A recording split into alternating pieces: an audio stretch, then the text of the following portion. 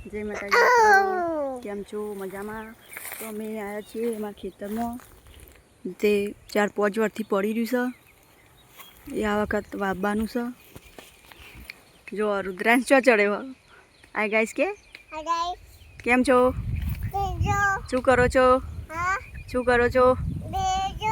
જો લેબડા ઉપર ચડી ગયો. કેમ હું લેબડા ઉપર ચડ્યો છું? વાયરો મસ્તિંગ આવે ઠંડો ઠંડો. સવારમાં ગુડ મોર્નિંગ કે આમ જોઈને બોલ ગુડ મોર્નિંગ.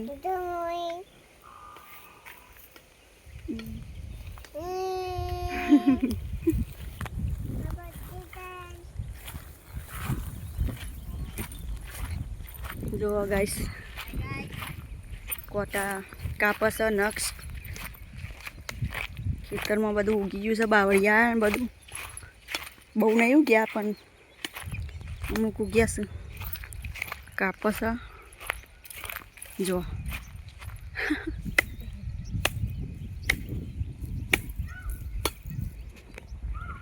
પેલા હું કાપતો તો હવે મારા મમ્મી કાપસ. જો મને 5 ના એટલા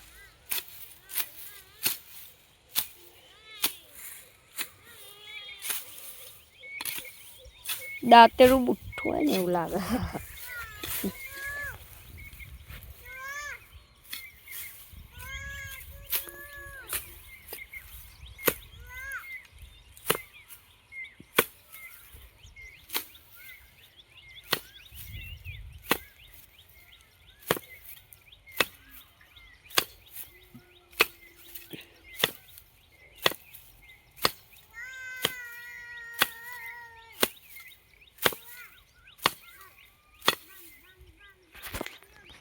ગાઈ જુઓ માં અમે તો બાવળીઓ કાપી કાઢ્યો.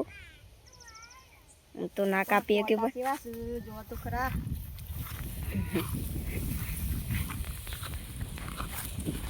જુઓ ગાઈસ બાવળીઓ કાપી કાઢ્યો છો. ઓ વાહ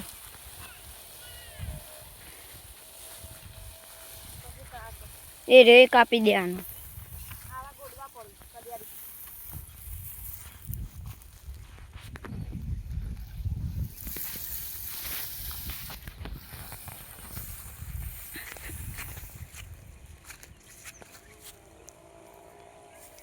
ચોકર નાખે એ બાવા તાન આ પેલા કર નાખી દે. પેલી વાત રહી ને કર.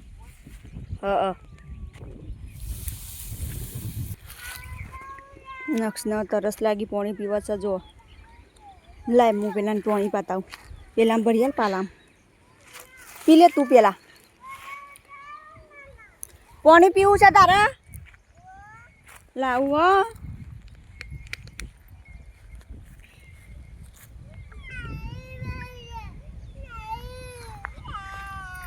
આ લાવી જો.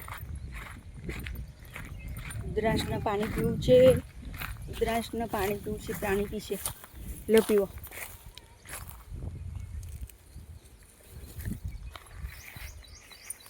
પીવો. એમ ના પીવાય.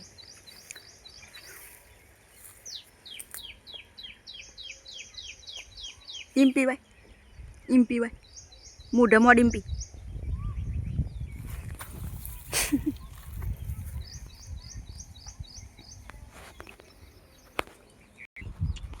જે તો આ ડાબડા દેખાય ને એ ગોડવાના છે. કલેરી લાઈન જો આ બધા આખા હેતરમાં ડાબડા ઉગી ગયા છે.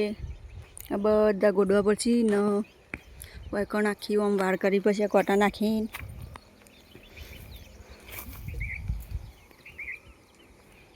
નહીં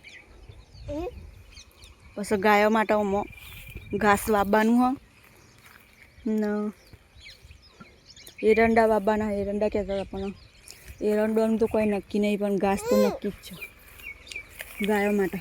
કારણ કે રસ્તો નહીં. રસ્તાની થોડી તકલીફ છે. જવા દેતા નહીં. આ વાળ કરી જો આખી વાર કરી દીધી. હેતન કાયમનો રસ્તો હતો 30 વર્ષથી રસ્તો હતો પણ આ વાર કરી દીધી જુઓ